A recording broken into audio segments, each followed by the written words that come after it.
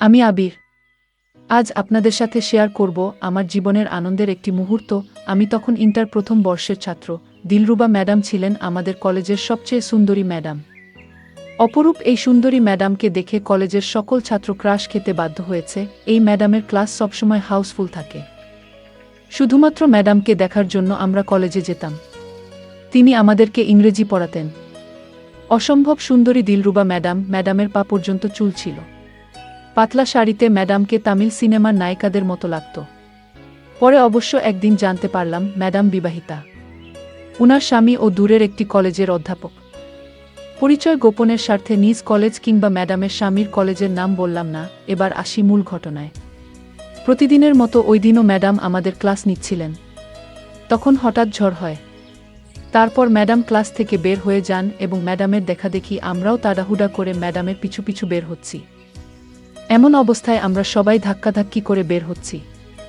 হঠাৎ আমার হাত ম্যাডামের পেটে লেগে যায়। তখন সাথে সাথে ম্যাডাম পিছনে তাকিয়ে আমাকে দেখেন, কিন্তু কিছু না বলে বের হয়ে যান। আর আমি ভয়ে কুঁকড়ে যাই। কিন্তু বিশ্বাস করেন, ম্যাডামের পেটটা এত নরম ছিল যে মনে হচ্ছিল ওটা তোলার বালিশ ছিল। ওই দিন বাসায় এসে ম্যাডামের কথা মনে পড়ল। দিলরুবা ম্যাডামের পেট অনেক নরম। ম্যাডামের কথা মনে করে রাতে আর ঘুম হলো না। পরদিন কলেজে গিয়ে ম্যাডামের সাথে কয়েকবার দেখা হলো। ম্যাডাম বারবার আমার দিকে তাকাচ্ছিলেন। ম্যাডাম কখনো কারো দিকে এতক্ষণ তাকান না। আমি তার দৃষ্টি লক্ষ্য করলাম। আমি ভাবলাম ম্যাডাম হয়তো আমাকে খারাপ ভাবছেন। আমি ম্যাডামের কাছে গিয়ে ক্ষমা চেয়ে আসলাম। ম্যাডাম মুচকি হাসি দিয়ে চলে গেলেন। কিন্তু ম্যাডামের পেটে হাত লাগার পর থেকে তার প্রতি আমার একটা টান বাড়তে লাগলো। নানাভাবে তার দৃষ্টি আকর্ষণ করতাম। আমি তার ক্লাসে সবার আগে খাতা দিতাম। একটু সিরিয়াসভাবে ম্যাডামের ক্লাসের পড়া দিতাম। কাজেই ম্যাডাম আমাকে ভালোভাবে চিনে গেলেন। আমি ক্লাসে ম্যাডামের উপর থেকে চোখ সরাতে পারতাম না। তার শরীরের প্রতিটি ভাঁজ আমি লক্ষ্য করতাম। ভাবতাম এরকম মেয়েদের জামাই হতে হলে কি করতে হবে। যাই হোক, ম্যাডাম আমার নাম জানতেন। আমি আবার একটু চুপচাপ থাকতাম। কিন্তু আগের চেয়ে আমার সিরিয়াসনেস বেড়ে গেল। আমাদের কলেজের নিয়ম ছিল, একদিন না আসলে ৭০ টাকা জরিমানা। আর আমি আমার পরিবারের সাথে বেড়াতে যাওয়ার কারণে অনেক দিন আসতে পারিনি।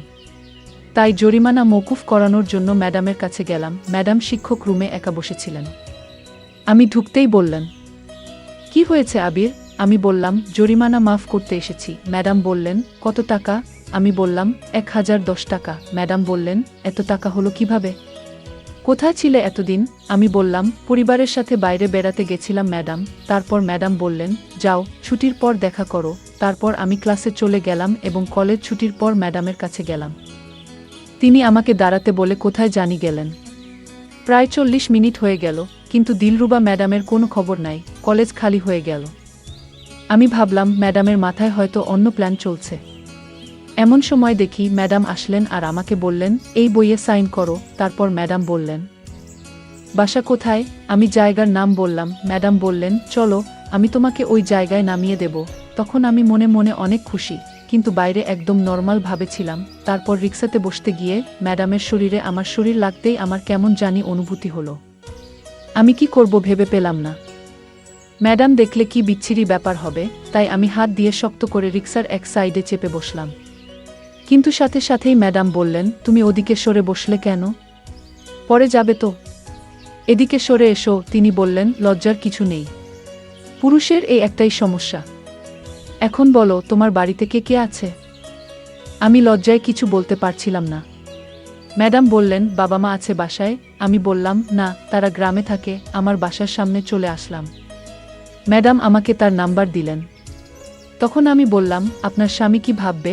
তিনি বললেন, স্টুডেন্টরা ম্যাডামকে কল করতেই পারে। তারপর ম্যাডাম আমাকে আমার জায়গায় নামিয়ে দিয়ে চলে গেলেন। এরপর রাতে ফোনে ম্যাডামের সাথে অনেক কথা হলো। তাদের কোনো সন্তান নেই। উনার স্বামী চাকরির জন্য আলাদা শহরে থাকেন, সপ্তাহে একবার আসেন। কিন্তু তিনি এতে সন্তুষ্ট নন। অবশেষে তিনি দাবা খেলার প্ল্যান জানালেন। বললেন উনার বাসায় যেতে। আমি ভয়ে প্রথমবার উনার বাড়িতে যেতে অস্বীকৃতি জানালাম। তারপর বললেন, কলেজেই আমাদের কাজ হবে। সবাই চলে যাবার পর ৫ নাম্বার রুমে আমরা খেলব। ওই রুমটা সবসময় খালি থাকে। পরদিন অনেক সেজে কলেজে গেলাম। ম্যাডাম আমাকে ডাকল। আমি মনে মনে বললাম, আজকে তাহলে আমার স্বপ্ন পূরণ হবে। ছুটির পর সবাই চলে গেলে ম্যাডামকে নিয়ে ৫ নাম্বার রুমে ঢুকেই ম্যাডামকে একা পেয়ে জড়িয়ে ধরলাম। ম্যাডামের শরীরের গন্ধ আমাকে পাগল করে দিল। তারপর আমি জোর জোরে কিস করতে লাগলাম। তখন মনে হচ্ছিল তার সারা শরীরে যেন আগুন বইছে। ম্যাডাম ঘন ঘন শ্বাস নিতে লাগলেন, যা আমাকে গলিয়ে দেওয়ার জন্য যথেষ্ট। এভাবে একে অপরকে আদর করতে করতেই ১০ মিনিট কেটে গেল। তারপর আমি ম্যাডামকে নিয়ে খেলা শুরু করলাম, যে কিনা অন্য এক পুরুষের সম্পদ। আমি অবাক হয়ে তাকিয়ে তার সৌন্দর্য অনুভব করতে লাগলাম। ম্যাডামকে দেখতে কি অপরূপ সুন্দর লাগছিল। বুঝতেই পারছিলাম ম্যাডাম পুরোপুরি প্রস্তুত হয়েই এসেছেন। তারপর ম্যাডাম বললেন, এত দেখার সময় নেই, ছটপট আমার পুকুরের সাঁচেতে জল খেয়ে নাও আর তোমার ওইটা পুকুরে ফেলে দোলাতে থাকো। আমিও ম্যাডামের কথা শুনে সাঁতার কাটা শুরু করলাম। আহ, কি সুখ! বহুদিন পর নিজের স্বপ্ন পূরণ হচ্ছে। অধিক সাঁতার কাটার কারণে আমি মাত্র ৫ মিনিটের মাথায় নিজের নিয়ন্ত্রণ হারিয়ে ফেললাম। এরপর ম্যাডাম বললেন, ভালোই তো চলছিল, তাহলে এত তাড়াতাড়ি কেন সাঁতার বন্ধ করে দিলে? আমি বললাম, আপনার এই অপরূপ সুন্দরী শরীর দেখলে যে কেউই নিয়ন্ত্রণ হারিয়ে ফেলবে। ম্যাডাম বললেন, ঢং করা বাদ দাও, এখন আমার পুকুরে সাঁতার কাটো।